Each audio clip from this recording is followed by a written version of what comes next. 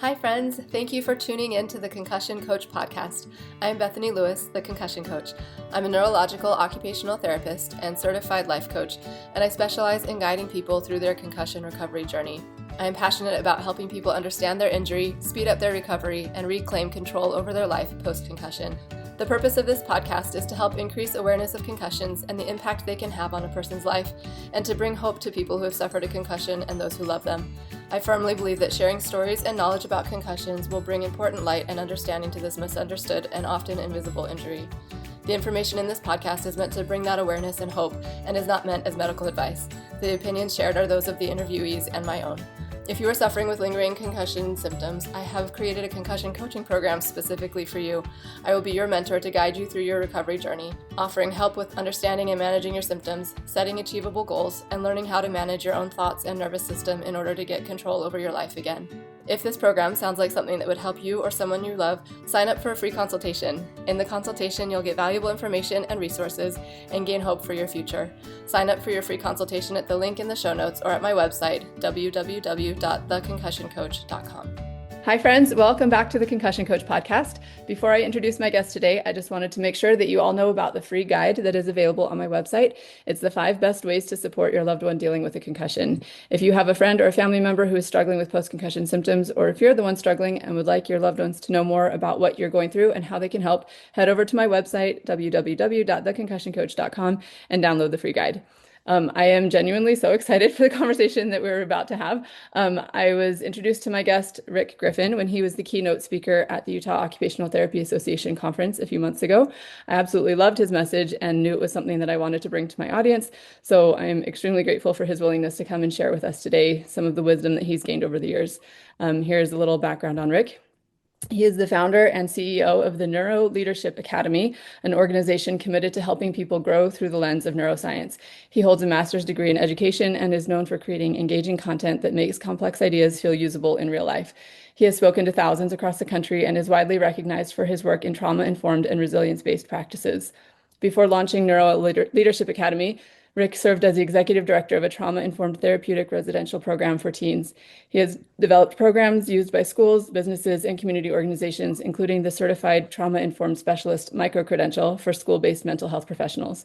He continues to write, teach, and design training that helps people understand the brain and apply that understanding to leadership, learning, relationship building, and culture. So awesome. It's all so good. Thank you so much for being here, Rick. Thanks, Bethany. Appreciate you having me. Absolutely. So let's start with hearing a little bit more about you. I'm curious what prompted you to dive into understanding and helping people with trauma and improving resilience. How did your path lead you here? Yeah.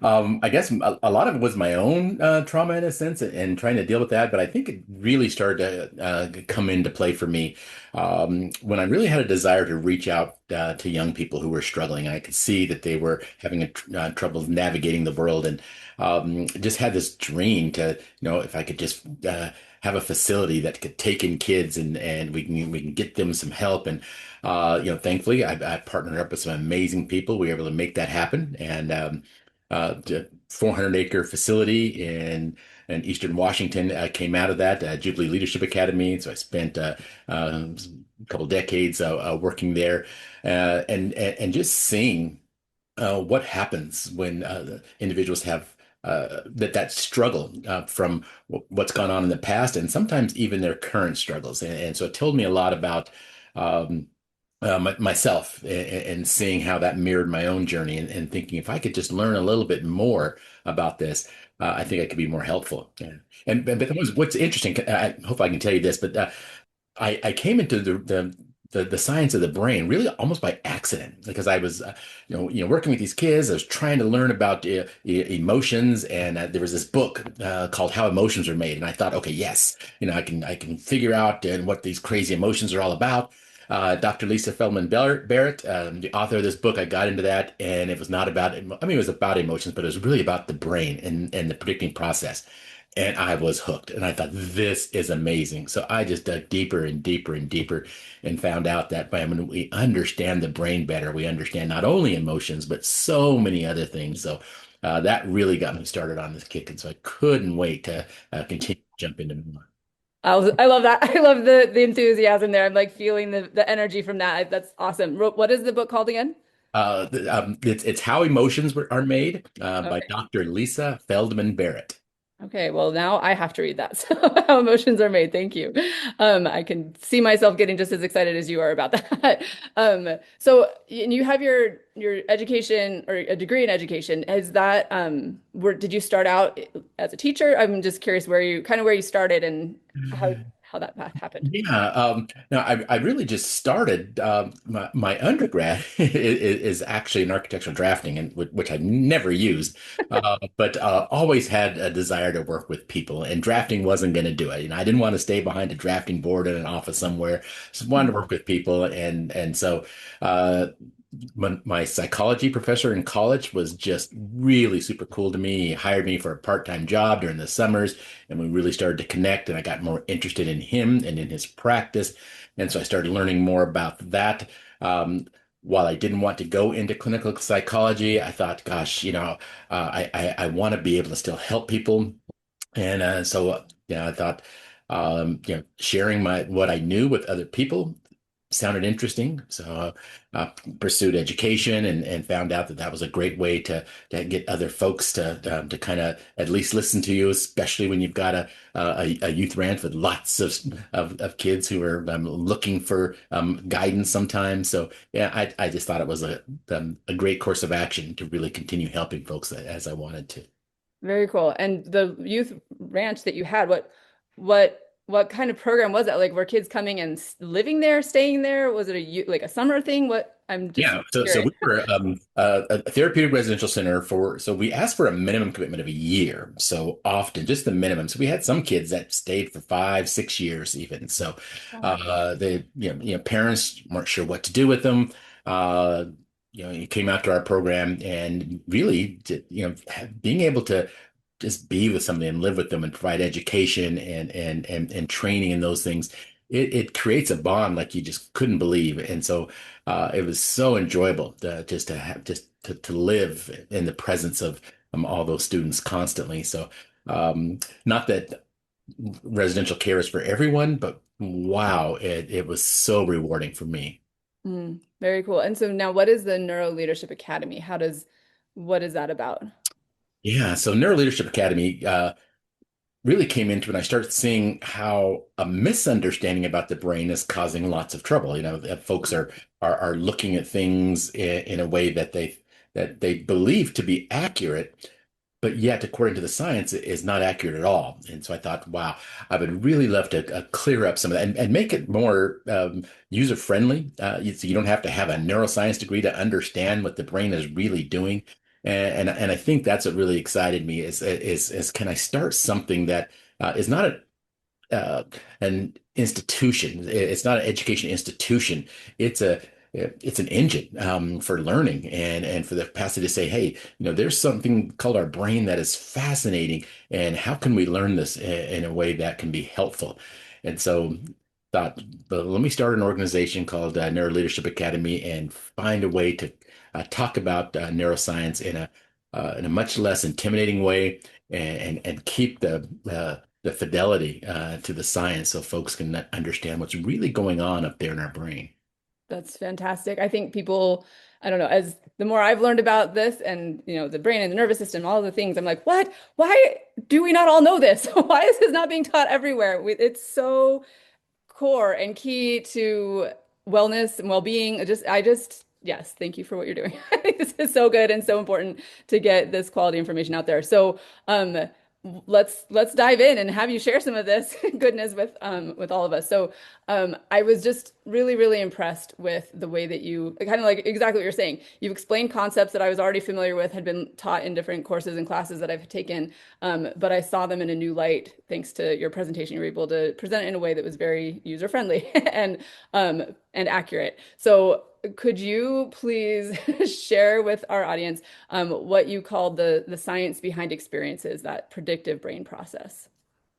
Yeah, so the science behind experience is really helping people understand there is a big difference from what we think our experience is and what it actually is. And so I love to talk about it in terms of that it starts with the concept that we call sensory input, that there are sensations from the outside world that are coming in. And we don't understand that sensory world very well. We think that everything that we experience is all there is to experience.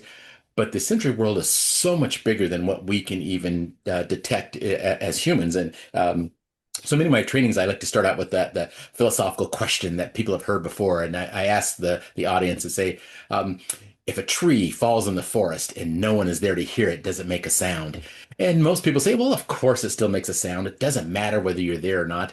Um, but I go back and say, a neuroscientist would say no, because sound isn't in the outside world. Sound is actually created and constructed in your brain. What's in the outside world really is just the vibration that creates air pressure that's detected by the ear. And we think it's a sound, but it's not. We have to have something special to make it a sound. Of course, we need our ear and we need the brain to be able to work together to pull in that air pressure change and send a signal to the brain to say, well, what is this most like from your experiences? And then that's what creates the sound. Now that sounds like it's really just okay. Now you're just mincing words, but there is a real benefit in understanding that it's just input from the outside world that we're picking up first, and and that really matters because it can be distorted because how it brings it in, when that sensory input uh, starts to work on the question that our brain asks is, what is this most like from our past experiences? And that changes everything because everybody has quite a different set of experiences. And so I go back to that analogy about the falling tree and say, do you really think an infant experiences the falling of a tree the same way an adult does? Of course not, because they don't know what the falling of a tree should sound like. They don't have an experience. So that sensory input is going through their experiences, which is very limited.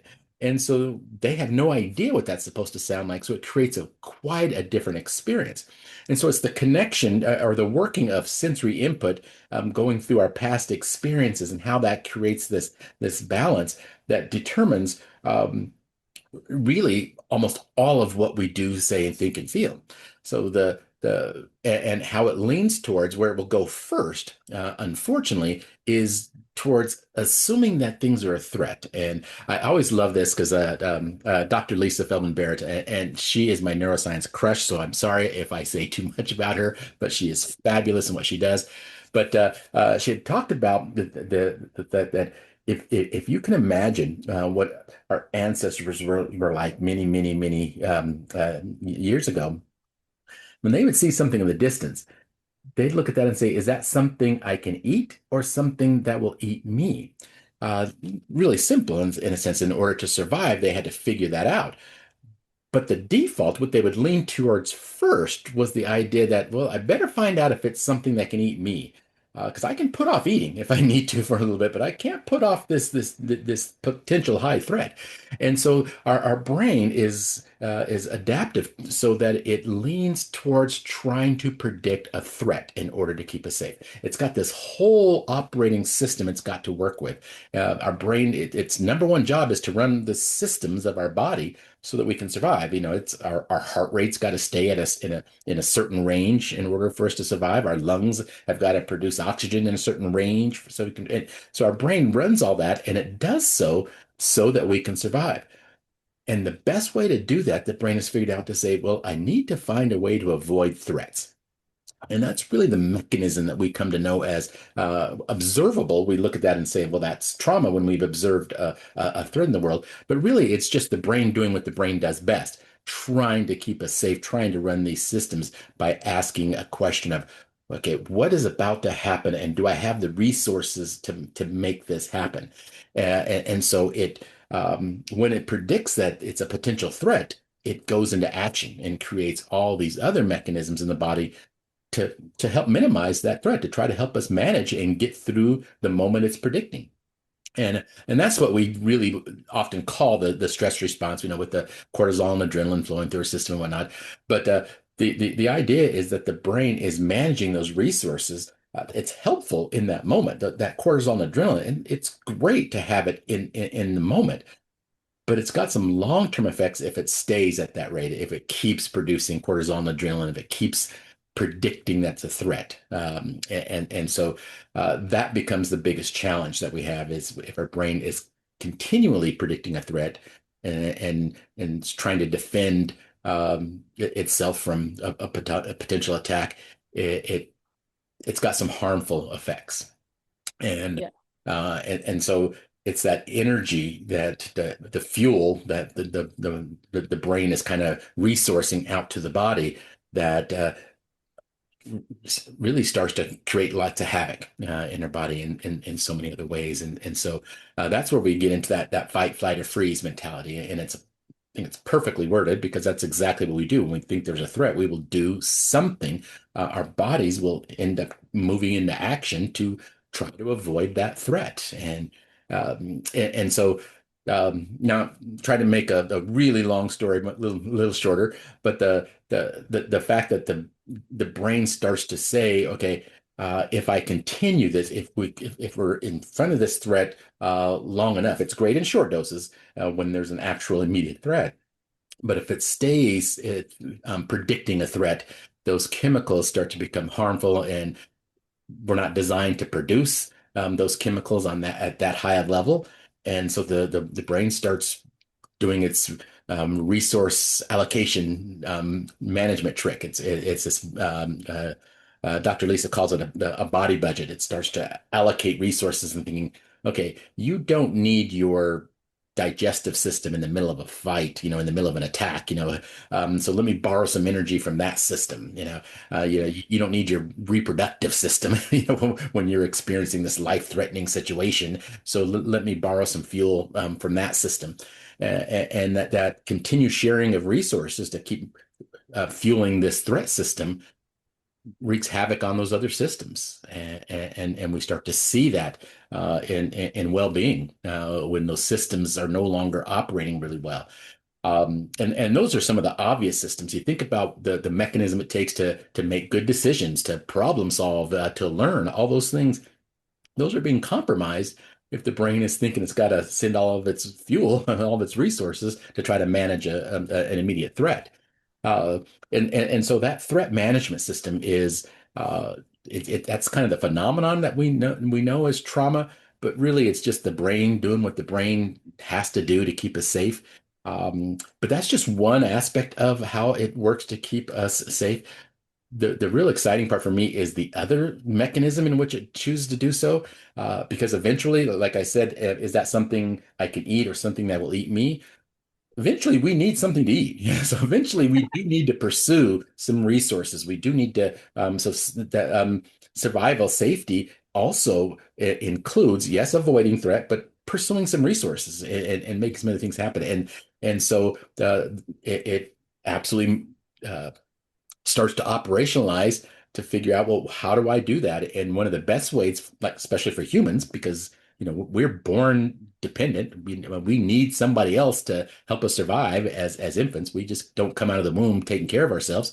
Uh, so the mechanism really is it almost looks like it's designed to help us to connect with other humans, because that's what is needed for survival. And so, and you hear it all the time, Bethany, connection is one of the big words in the trauma community and the resilience community. It's all about connection, but really that's just the brain doing what the brain is designed to do. It's trying to say, no, I'm trying to help this body survive. And the best way to do that sometimes is getting resources external to the body to make sure that I can do that. And so as an operation of our brain and our body making all this happen, produces some really, cool chemicals. We can geek out on some of those weird chemicals, but like oxytocin and vasopressin and some of the more popular ones, the dopamines and things. But it's those chemicals that are being released that help us, that move us to be able to connect and pursue safety that the brain is really, really good at doing. So those two mechanisms of avoiding threat and pursuing resources is what helps us to survive. And the brain is really, really good at that. And so that's really what experience is. Our experience really is just the brain predicting what it needs to be able to manage the moment over and over and over and over again. And then it saves energy by realizing, well, wait a minute, I've already been through something like this before. Why do I don't have to spend all that energy to try to think of this as a new situation. It starts to catalog some things and says, I already know what this is like. So let me just run that old that recording, so to speak, of how to avoid this threat, so I don't have to spend any more energy trying to produce a new way to do it. And that becomes our experience. Our brain just says, it's efficient to rely on what I did in the past. What's interesting is it's never the same. The Right. present is an irrepeatable miracle, but our brain doesn't think. It's like, well, I want to be efficient and so I just want to run a pattern that's closest to it, see if it works, so I can save some energy instead of thinking of it as a new situation over and over again. And that resource sharing, or the resource conservation, is really what creates some of the struggles that we see in human behavior. Mm. You made it all sound so simple, so basic. Like it's not like I just really appreciate the perspective here of this is what the brain is designed to do. It's and the different pathways that it takes to try to get what it needs. I think that's it's cool because I don't know, one of the a phrase that I have come to like a lot is just in understanding the nervous system and how we respond when we're feeling in that fight or flight kind of state of being. It's physiological. Like a lot of times we want to judge ourselves or judge other people for how they respond when they're in survival mode like that. And if we can like kind of pull it back a little bit and be like, no, no, no, this is their brain and body trying to respond to protect them and keep them safe, then it is a lot easier to give ourselves and others grace, I think, which is what we all need, right? They're not always moral issues; they're biological issues. And if we could see that, and don't get me wrong, it doesn't mean that. And I think a lot of folks think that work like this means no accountability. I'm thinking, well, it doesn't mean that what they're doing to people is okay, but you just understand it better when you realize that, hey, this is exactly what the brain is doing. It's trying to predict its environment in order to keep it safe. And and then I think we can create better interventions if we understand that. Because, well, how do I help it to predict something different? Yes. And then all of a sudden, we've got a lot of resources that is happening inside that individual. And I think that's the secret for me, that of working with human behavior. Once we understand what the brain is trying to predict and what it's trying to do, we can help it do something better, and more effective, because it doesn't realize that what it's doing is harming things around it. It's just trying to protect itself. Mhm. And I think with the folks you're working with, especially with concussion symptoms, the brain isn't broken. It's trying to protect itself, and saying, I've experienced something, and it kind of gets stuck in that protection mode, and it still thinks it has to protect. Mhm. And we can help it do something different. Yes, yes, absolutely. And I do think it can be helpful to keep that perspective of like, okay, the reason that my brain and body are responding this way is because it is trying to protect me. It's doing what it thinks is best for me, even though I know that it's not.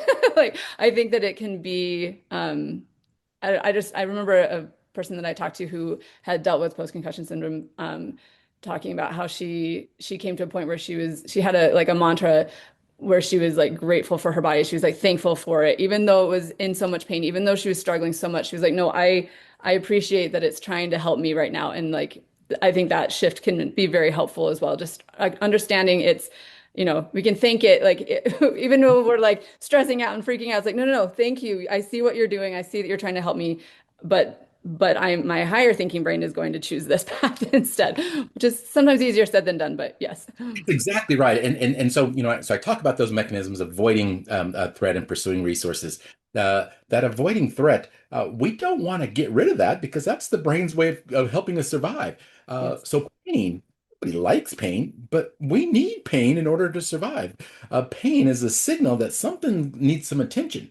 You know, Mm. we see movies about people who are born without pain receptors, and the reality is that yeah, there are people that are born without pain receptors, but they don't make it into adulthood because you can't survive if you can't detect a threat. If you don't have the pain that says there's an infection or something, you won't survive that for very long.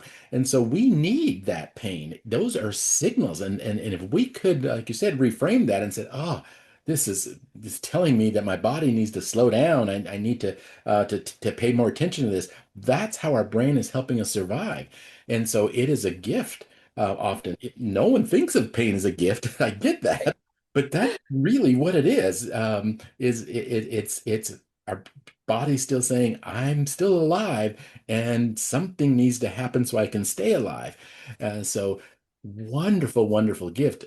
It's just something that we have to really reframe to say, okay, I can focus on this pain and make myself miserable, or I can choose to focus on something different. I know it sounds really strange when I start using that kind of terminology, but we know we've heard about placebos and those things. So we know that the brain has some power to do some things that we're not even that we could think, how could that happen? So Yeah. it can do some amazing things if it's fueled enough to do what it's designed to do and not having to limit it in certain areas. Absolutely. So can you tell us some of like what knowing, understanding this that you've just shared with us, how can we utilize that to be intentional about what we choose to think, how we help our brain predict things that will serve us? Yeah, yeah. I think that's the biggest paradigm shift for me in this work. And lately, I've been a huge fan of trauma informed for years now, and now I'm starting to see that there are some struggles that have nothing to do with someone's trauma. It has everything to do with what the brain is doing right now, those predictions it's making right now. So I'm shifting into what I'm calling neuro-informed. And so one of the principles of neuro-informed is about prediction. How do we come to understand prediction? What is our brain predicting? Like, that big mantra in the trauma-informed world was, it's not about what's wrong with you, it's what's happened to you. I think neuro-informed moves us even deeper into say it's not even about what's happened to you. It's how is your brain preparing to deal with what's happening to you right now? And Mm, and so once we understand that and realize that um, it's predicting. Can we help it to predict something different?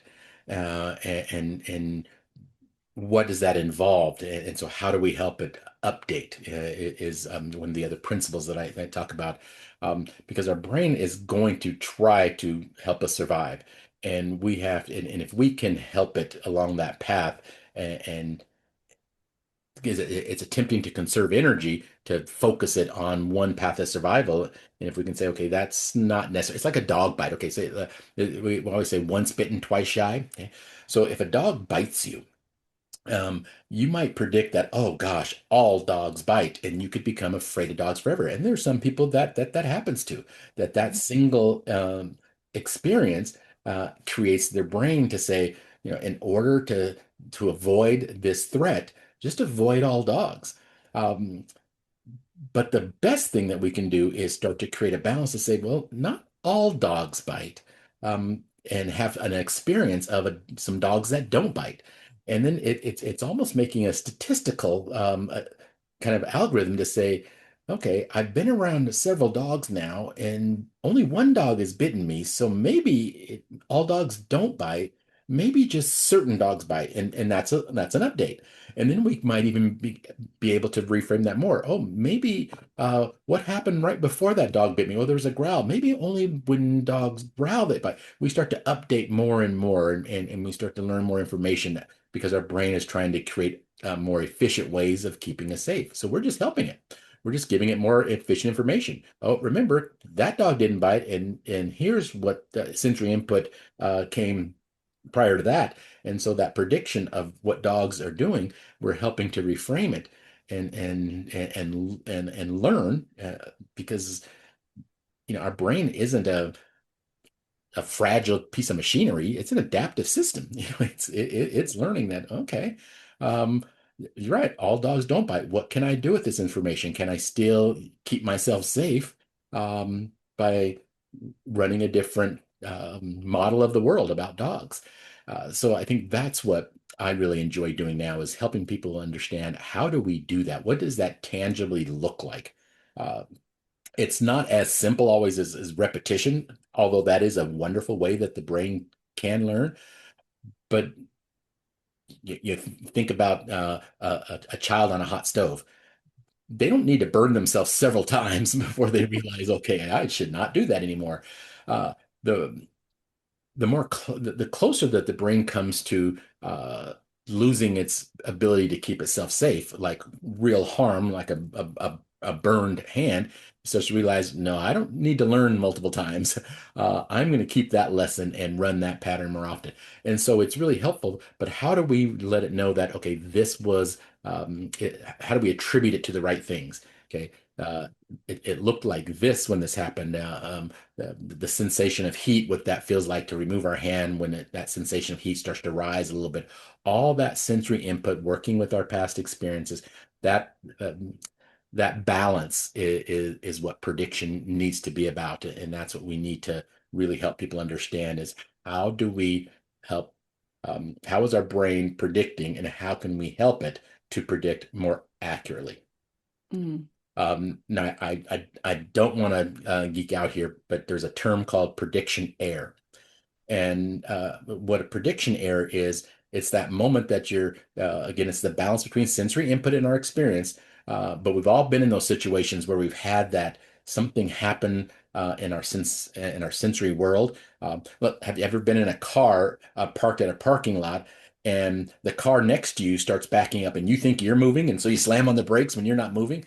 That's the prediction error. You predicted that you were moving, but the actual sensory input was just misleading. And so that moment of prediction error, that uncertainty, that's what our brain is trying to avoid. Lots of that.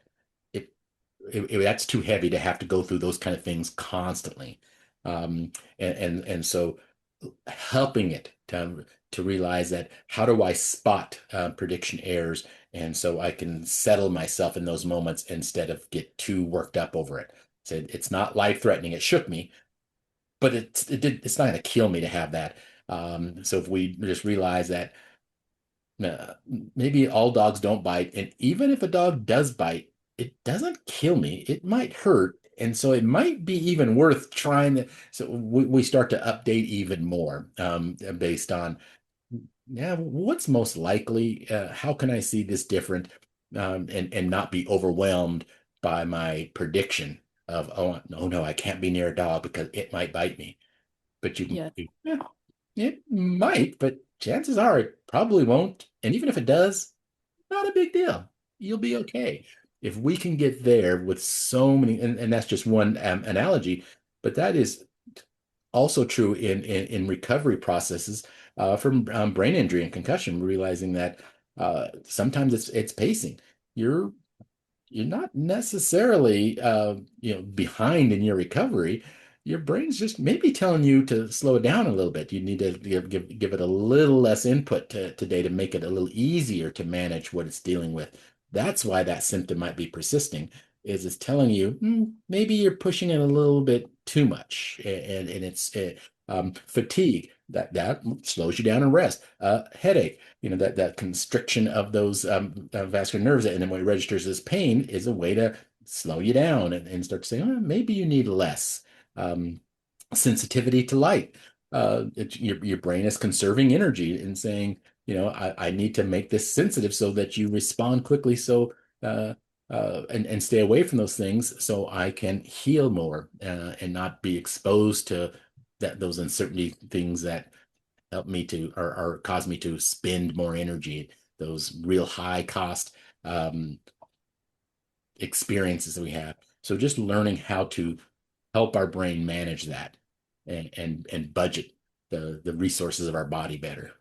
Yes, absolutely. And I appreciate all of the things you've just shared. I think it's so, so helpful, and something that was coming into my mind as you're talking about that prediction error. I think that's one of the things with concussion.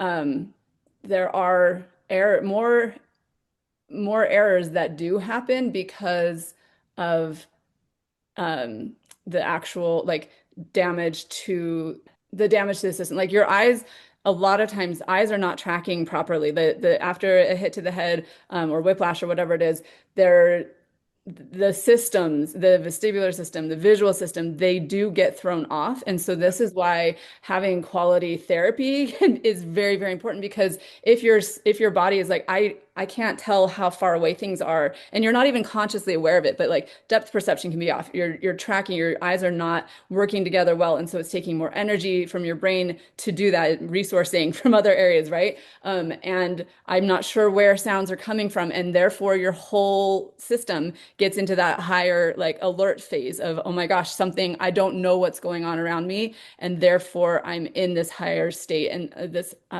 more anxious state of mind and being. And I think that understanding that, and I hope people hearing this can recognize, okay, in a concussion situation, if you're in that higher anxiety, like aroused nervous system state, it doesn't necessarily mean that you are in danger. Like, and that's one of the things that we can consciously, I think there's physiological pieces to recovery that are key. Like if you can get your eyes working well, if you can get your vestibular system working better, if you can have your hearing awareness improved, like all of those things will help calm the system Right. physiologically. But there is an important conscious, like cognitive piece as well of like, okay, if I understand that the pain that I'm experiencing or the anxiety that I'm experiencing is because my brain is trying to protect me and not because I'm actually in danger, that can have an impact on helping the physiology calm down a little bit. And so I do appreciate that understanding the prediction error and like the issues of the brain understanding what is actually threat or not is key to allowing us to work towards that recovery and help the system calm down. Right, right. Yeah, that if we can realize the brain also predicts safety, not just predicts danger. I'm not in danger, I'm healing, I'm recovering, Mm, and realize where we're at and allow the brain to uh if it's taking away some energy from our ability to focus, if and then because of that we can't do a lot of other things as well. But once we start to realize, okay, my brain probably needs a little rest, I can do that. Maybe I can close my eyes for a little bit and start to regain um, I guess, store some of the fuel in our body so it can be more properly used. So it's mm, just a really good sign and just telling us, those all those symptoms you're feeling, that's it. That is a part of the process. Allow it to do it and name it, call it out. I'm recovering. I know it feels like brain fog, but that's just my brain just not having enough energy to run those systems that it ran so well when it had all the energy at its disposal. It's trying to send all its energy to heal my wound and doesn't have enough energy to help me to focus. But it will. As I recover, that'll come back to me, as opposed to being so anxious about, oh, I can't think, I can't concentrate. And now all that is bringing up, it's producing, our brain is starting to predict more of a threat. And when mm. it predicts more of a threat, things get even tighter, and our thinking becomes even more narrow. So Yeah. it's almost a self-fulfilling prophecy at that point. And if we can get out of that and create a different prediction loop, uh, yeah, I think recovery, it becomes, I think it progresses, it can escalate when we know how to manage those and help our brain manage those resources. Yes, absolutely. And I do really love that point. Like we can, it is, it, we, our thoughts are so powerful and do become self-fulfilling prophecies. So that's really beautiful. Thank you. Is there anything else about that predictive brain process that we want to make sure? How does the brain predict safety? You said that it does do that sometimes. Like, what does that look like, or when does that come about? Yeah, and in the same way, in a sense, it's that sensory input going with the past experiences. So it's if there is some sensory input that connects to moments in its past that felt safe, though all those signals, and at the conference, that's what I was sharing with some of those things and saying, yeah, you have to get intentional about sending those signals for other people because they may not be able to recognize them. So you almost have to label those. So even a smile sometimes can help send a signal that, okay, this person is not a threat. They are safe. And when we think collectively, when somebody is including us in decisions, inclusivity is a signal. It's saying that, hey, I matter to this person.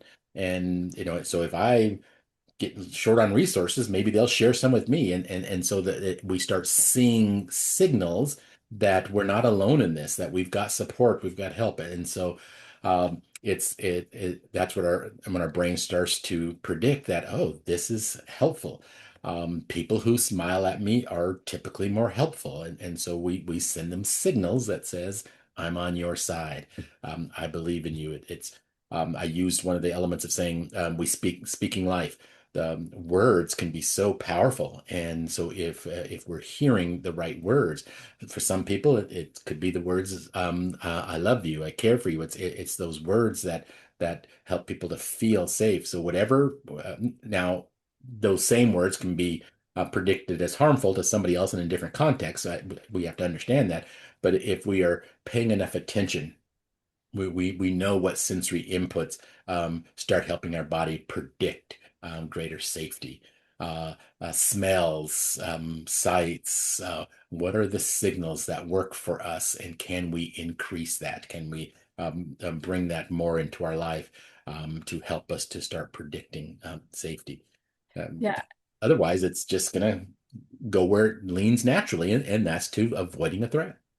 I think that's such an important point that we can intentionally increase our awareness of, and therefore the brain's awareness of and prediction process towards safety. Like we can, I know that people like meditations and guided meditations or things where you're visualizing a place that is safe and a happy place, or some place where you feel calm and peaceful. And it can be a lot of times we're like thinking of experiences that we've had in the past that have where we have felt that and connecting to that intentionally. I think there's yes, a really important place in the recovery process for that kind of intentional mind-directed meditation or and I love that you're bringing in the other senses as well, like smells and sights and things like if we can a warm cozy blanket or whatever. Like we need to increase that sensory experience that helps tell the body you're safe, you're okay, and that signal gets sent to the brain, and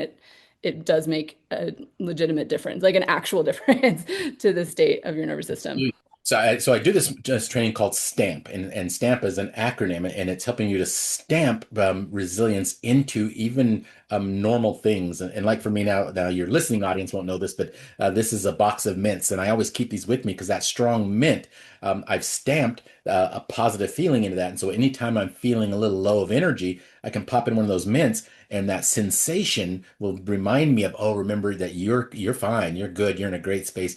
And so I can stamp it in, and in my work with law enforcement officers, help them to do that with even like a challenge coin in their pocket. When life gets tough and things around them, can I just slip my hand in my pocket and something I've stamped resilience into that I can just ground to again, hold on to feel, to start engaging some of those positive sensations back. It is absolutely something that we have a lot more agency over than we think we do. Yes, Yeah. yes, Yeah. that cue that we can create for ourselves. That's such an important tool. I love that.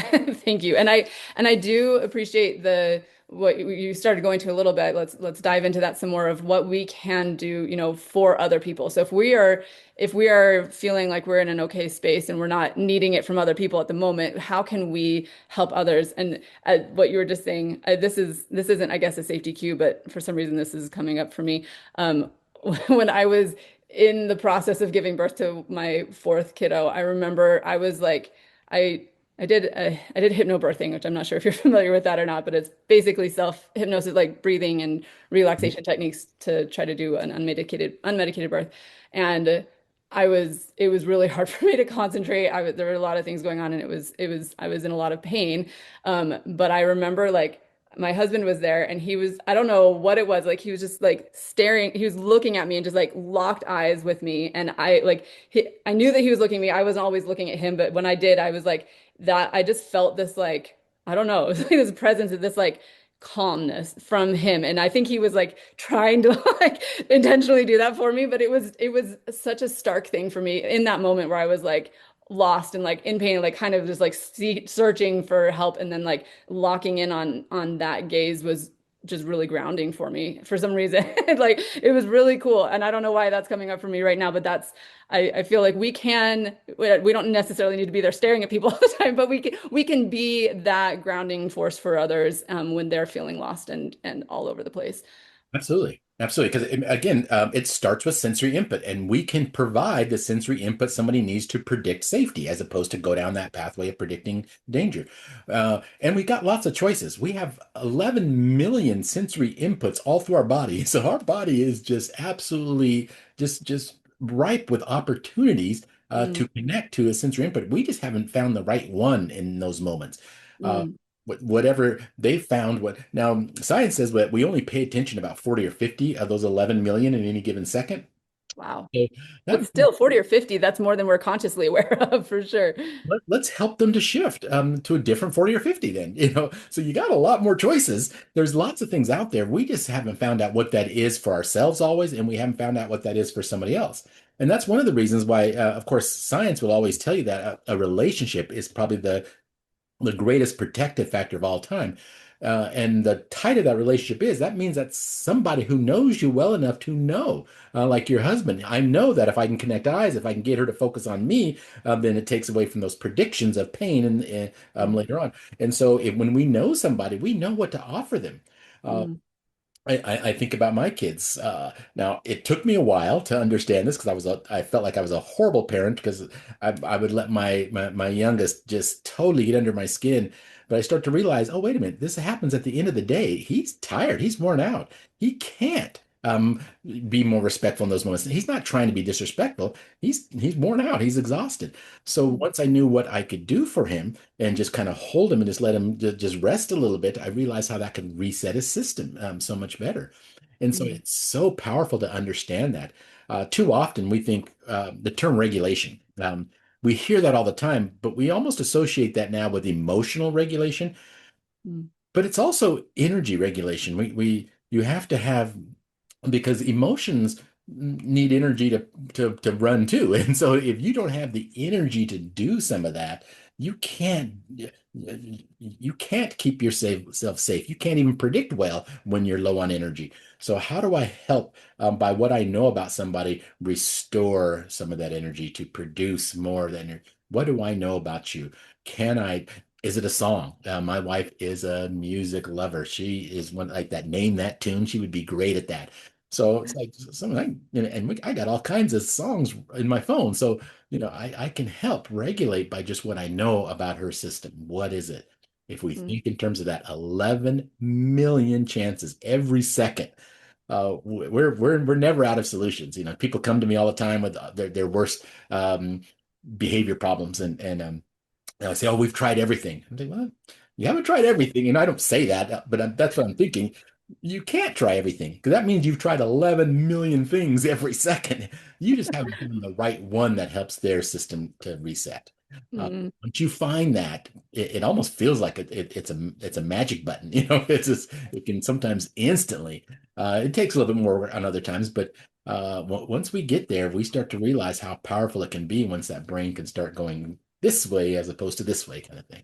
yes, yes, so beautifully said. What are some of the things that you have seen? I know, again, there are 11 million, so we can't really like go all to all of them, obviously, but are there things that you've seen work either most frequently or for the most people, or that are generally helpful, that you want people to know that they can try to see if it helps them? Yeah, well, and I think that would be the point. Is it's a trial and error. Because when it doesn't work, don't stick with it just because it worked for that person in the past. It may not be working today for a very good reason. And so, as long as folks are understanding, I'll give you all kinds of suggestions, but just know that It's context dependent. Everything changes. So be aware of how effective it is. But some of Well, those, can I say something? Sorry, along with that is if it doesn't work today, that doesn't mean it won't work tomorrow because like you said, it's context dependent. So like, yes, I just don't think that if it doesn't work once, it will never work for you. But also you don't have to like keep going with that one if there are so many others that you could try that might be more effective too. So yes, 11 million every second. So keep trying. right. So if I look at it from a scientific point of view, we know that we can produce the highest number of things when it's repeated. So things that you know that might be repeated for folks in their world. So if it's something like something visual that they see, maybe like trees, and that has something that has felt calming for them. And we see trees quite a bit in our world, and there's lots of research about when prisons put trees outside of windows, how it can be calm. So we know that that is something that is very replicable in our world, and so those kind of things would be very helpful to use if there's something that happens a lot, that the frequency is a high number. I think that's always one thing that we want to lean towards. So nature is a really good thing like that. Because it's all over, and it can be replicated. And the other idea from science would tell us that our the odor molecules from our nose. It's fascinating because there are other peripherals like our ears and our eyes. There's a almost an extra step, if you will. I'm trying to oversimplify this, but for it to be detected by our eyes and go to our brain, where the nose doesn't have as many obstacles. Maybe it's a good way to look at it, and so it can be more empowering to have a smell sensation. So if you know a vanilla, a lilac, something that you know that brings them safety, that can be really powerful because of how quickly it can go into that default network mode to change quickly. So if people are aware of smells at work, those are can be very, very powerful. That's super interesting. Is that something that you have to be like I know that oh my gosh, I can't remember the phrase for it, but if we're in a around a sensation for long enough, then typically our bodies will like adjust to it and not it won't have the same effect on us. Is that how that works for this? Like if we're I assume if it's a long time at this like in consecutive order, like if we're always with it, then we won't feel it as much. But if we like smell that certain smell once a day, is that gonna are we gonna get used to it and it won't have the same effect? Right. If so, novelty, and you're right, and that's what we don't know. That's what keeps us willing to pay attention to the impact that it's having, because we don't know when it's that day that their system decided that, I'm not recognizing. It's like our clothes. We don't even feel our clothes until something's gone wrong. It's still touching our body and it's still touching sensory receptors, but we've become blind to it because we're so used to it. Mhm. But you don't know on what day that happened. It's not like there was a point in time that the 10th time wearing something, here's where it creates. And so you just constantly calibrating, constantly being aware. And that's the idea of that's one of the principles that I use in my neuro-informed practice is as calibration is try something. If it has the impact that it had before, then stick with it. Try it again the next day. But the next day, still keep paying attention because you might need to change it. You might need to calibrate it a little bit and try something a little different. Uh, Toleration is a real thing. Habituation is real. We know that I often use the analogy of bringing somebody a cup of coffee. If they think that's a great strategy, yes, bring me a cup of coffee every day. You'll keep me happy until that day that one cup of coffee isn't enough. Then you get a different response. So pay attention. When I get a different response, then figure out, well, what might have happened? What do I need to do? Do I need to bring 2 cups of coffee? Did I was the temperature cold? You start to play around with some of those variables to see what may have changed. Because Mhm. again, there's a lot of variables, 11 million every second. So you never know what might need to be calibrated to still have the same effect, or just try something completely different. If an odor sensation didn't work today, you can try a different odor sensation, or you can then try something audible. You can move to a different sensation. That's the beauty of having so many options. is Right. that you just there's everything.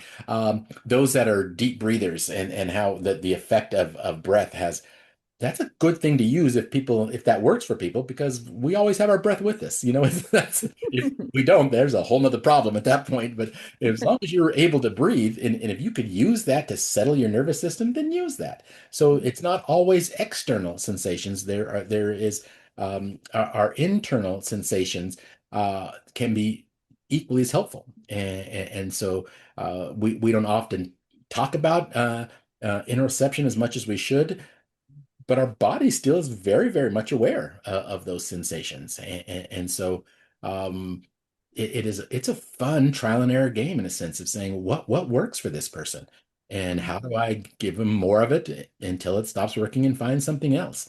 Um, and, and I think it should give us lots of hope to realize that uh, they're what they're doing is as bad as it may, regardless of what it is, it's a prediction. They're trying to predict that prediction. They're trying to they made that prediction to try to keep themselves safe, and they got to find a way to protect that. If I can help them to predict something different, starting with a quick sensation, that's a helpful tool, Yes. really helpful tool. So get really good at being able to do that. And that's why I'm really on this kick, especially for workplaces. We've got so many challenges, so much uncertainty, so many things going on, and people say things like, "Oh, the brain hates uncertainty." It doesn't hate it. It needs it to learn. It just needs it in moderation. It needs to be able to have it in a way that it can manage it. And so find a way to make it more manageable for folks by being able to dilute it in different areas. How can I change the focus for a little bit of time and give them a chance to focus on something they can be more certain about? Mm.